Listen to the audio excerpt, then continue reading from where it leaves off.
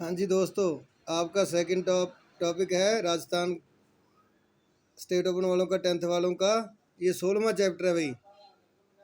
और 16वें चैप्टर का नाम है माई फर्स्ट क्राई। इसमें क्या है, जापान पर जो अमेरिका ने बम फेंके थे ना, उसके बारे में है भाई।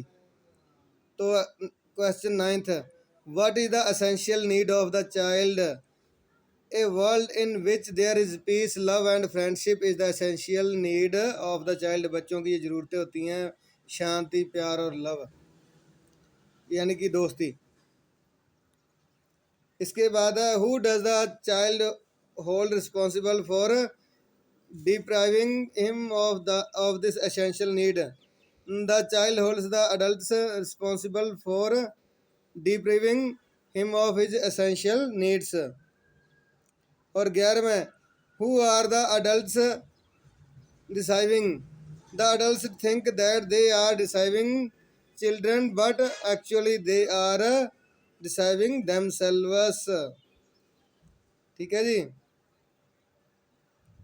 आगे चलते हैं भाई। इसके बाद है 17वां चैप्टर, कैरिंग फॉर अदर्स, दूसरों के बारे में चिंता करना। तो इसके पहला क्वेश्चन है who was Bhagya? Bhagya was a poor 10-year-old girl.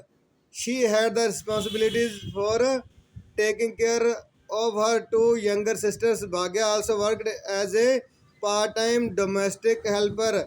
She was very keen to study and was a regular student at अनंत भारती। तो भाग्या की गरीब लड़की थी भाई। उसके क्या, दो छोटी बहनें थी, पढ़ने में बहुत होशियार थी।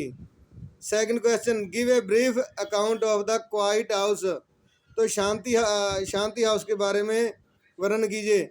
The quiet house is located at a short distance from the Tarnaka cross roads. It is the house of 70-year-old Janaki Iyer. ये जानकी अय्यर का घर था। She runs a small school in it for the underprivileged little house mates. The girls are taught there through innovative teaching method. It is a value-based school where studies are combined with vocational training. तो ये ना एक जानकी अय्यर नाम की महिला थी, उसने क्या अपने घर में स्कूल चला रखा था और भाग्या उसी के पास पढ़ती थी भी। वो बच्चों को फ्री में पढ़ाया करती थी। Who should be given the credit for Bhagya's education? Janaki Iyer और भाग्या। वाई? भी उसकी शिक्षा का, भाग्य की शिक्षा का क्रेडिट किसको जाता है भाई? धन्यवाद किसको जाता है? Credit goes to both because both Janaki Iyer and Bhagya have put their efforts.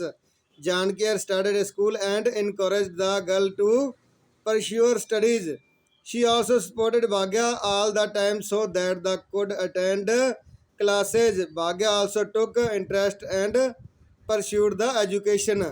तो इसका क्या है भी, धन्यवाद दोनों को जाता है, क्योंकि भाग्या पढ़ने में होशियार थी और जानकी अय्यर उनको क्या है, पढ़ने के लिए उनको सहायता करती थी, उनको उत्साहित करती थी बच्चों को। आगे चलते हैं भाई। आगे केजिया वाला द लिटिल गर्ल। इसमें क्या एक लड़की होती है, इसका पक्का ही पैराग्राफ आएगा, और वो अपने पिता से बहुत ही ज़्यादा डरती है भाई, और धीरे धीरे उसका डर निकल जाता है, उसके बारे में है। तो देखिए, why was Kezia afraid of her father? Kezia अपने पिता से क्यों डरती थी? Kezia father was a true professional. He cared only for his work. Being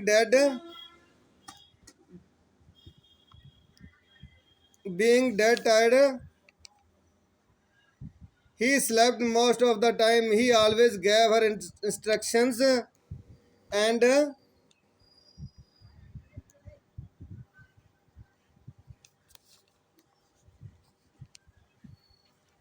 disappointed every action of hers. He never gave her time for instruction. He was harsh in his behavior. He always used unpleasant word for her.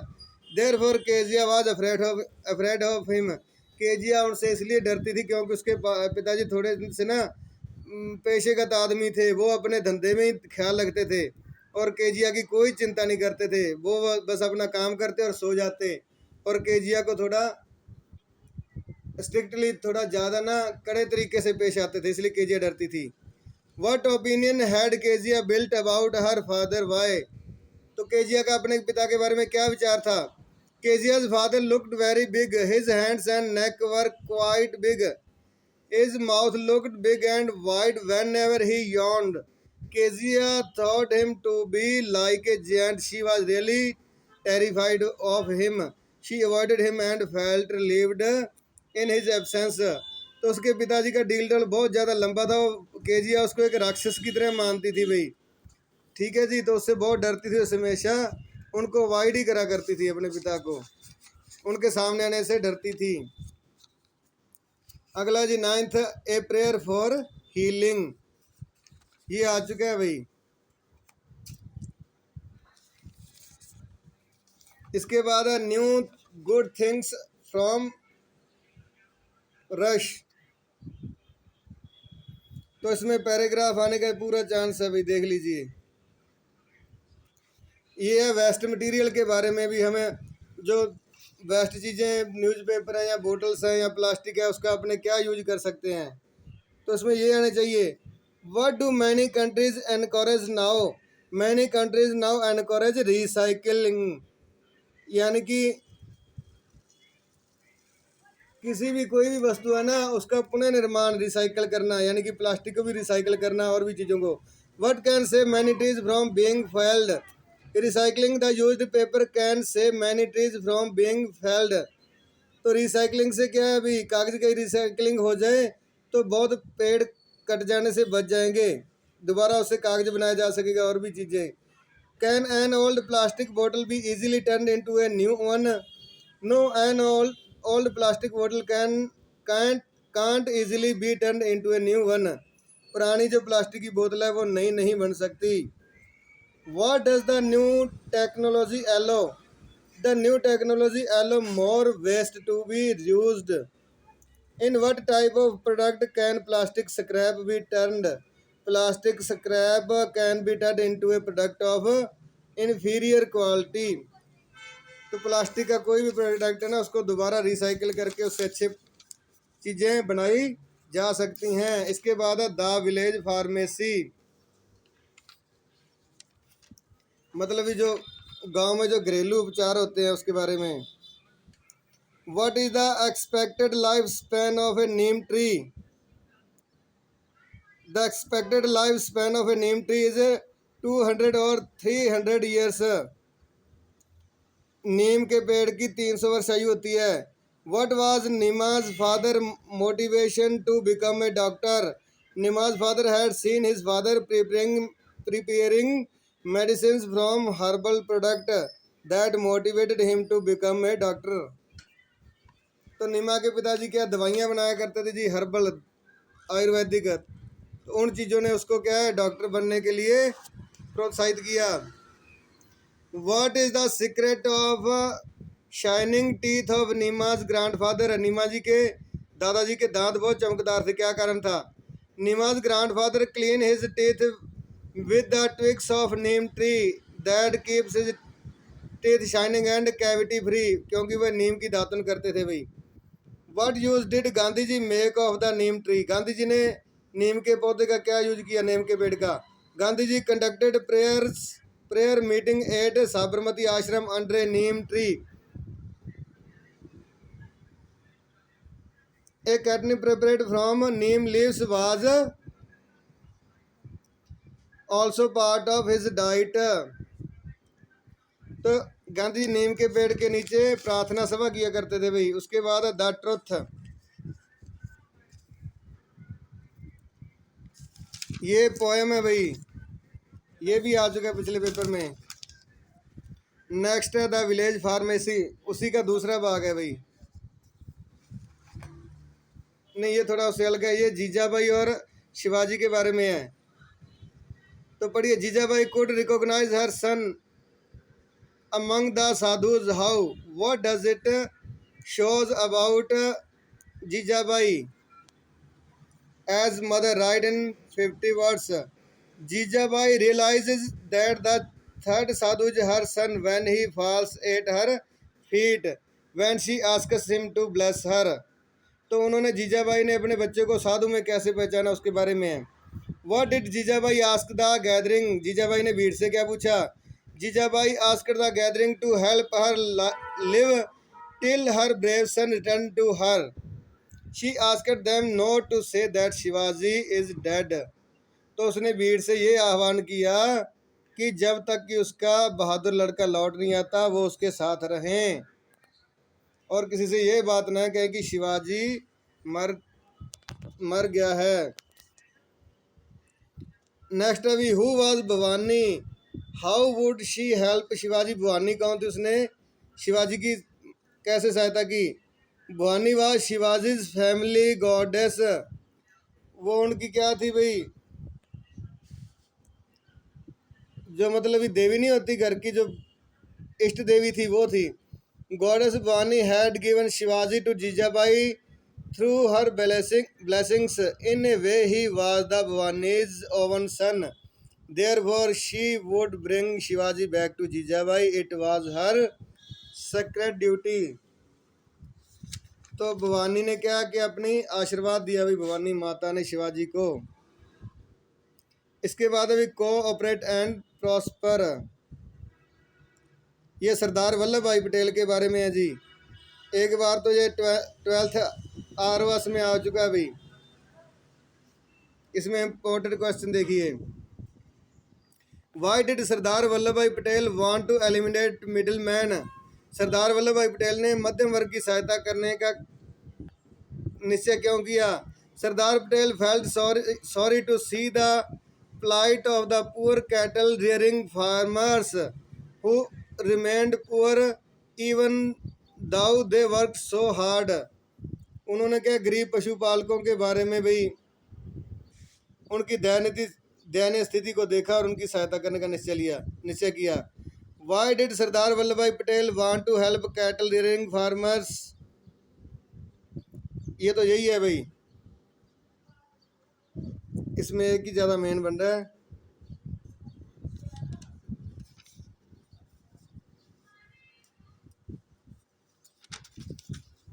या है कि ये आ जाएगा भी ज़्यादा। How did doctor Kurien help the farmers. Doctor Verghese Kurien developed the Amul dairy unit into the largest cooperative dairy in the country as a result of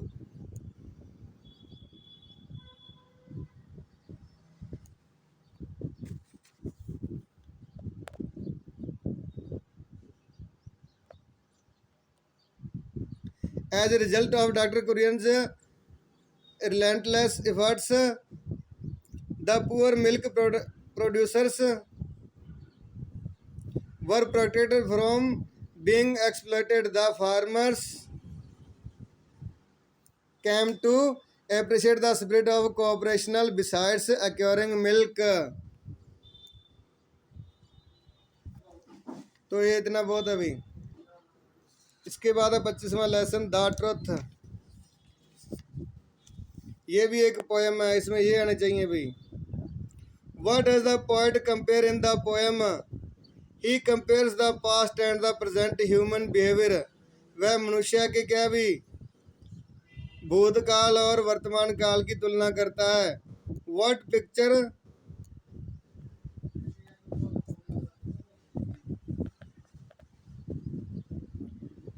does the poem give about children?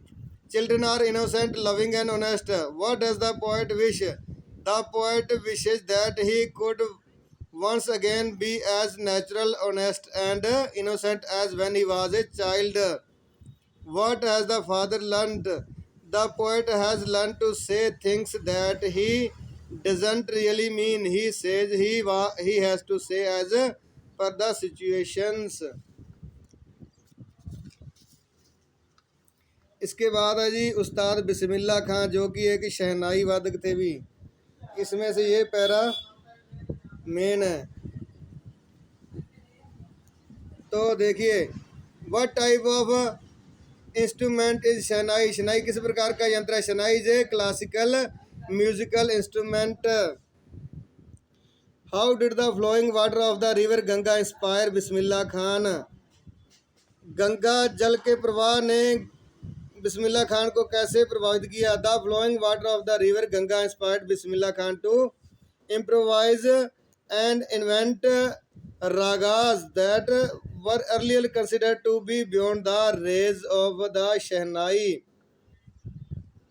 Ganga जल का पानी का प्रवाह उनको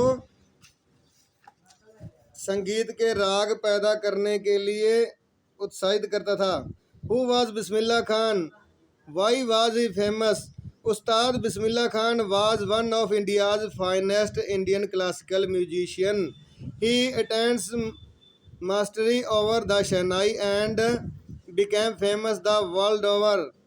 He was often called the Shehnai maestro. He is also famous because he had the rare honor of being awarded all the top 4 civilian awards including the Bharat Ratna.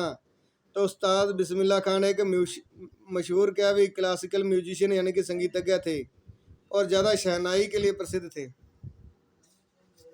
उनको 4 award भी मिले थे जिसमें से भारत भूषण एक है, भी भारत रत्न भी मिला था। इसके बाद है the parrot who wouldn't talk. इसमें एक तोता होता है भी एक घर में और रूबी आंटी के घर में होता है, वो बोलता है भाई। तो इसका प्रश्न देखिए, why did aunt Ruby run inside when she heard the parrot talking? जब आंट रूबी ने तोते को बोलते हुए सुना तो वह अंदर क्यों दौड़ गई? As soon as the parrot saw Aunt Ruby it screamed, you are no beauty, can't talk, can't sing, can't dance. Aunt Ruby was embarrassed and turned red when she heard these words, therefore she ran inside. तो तोते ने उसको क्या बोला भाई, तुम्हारे पास कोई सुंदरता नहीं है, तुम मत बोलो, तुम मत गाया करो और डांस भी मत किया करो। यह सुनकर उनका चेहरा लाल पड़ गया और अंदर भाग गई। Why does the bird not like Aunt Ruby? पक्षी आंट रूबी को पसंद क्यों नहीं करता था? Aunt Ruby is rude and insolent, क्योंकि उनका स्वभाव बहुत रूखा था। She has a strong will and gets angry quickly, वो बहुत जल्दी गुस्सा हो जाती थी। She has no patience when her pet doesn't respond to her. She turns mean and unpleasant to him. उनमें धैर्य बिल्कुल नहीं था और ये बहुत जल्दी दुखी हो जाती थी। तो गाइस ये हो गया आपका सेकंड टॉपिक पूरा। वीडियो को ज़्यादा से ज़्यादा लाइक और सब्सक्राइब करें। इसके बाद मैं ग्रामर का टॉपिक बना रहा हूँ भाई। धन्यवाद।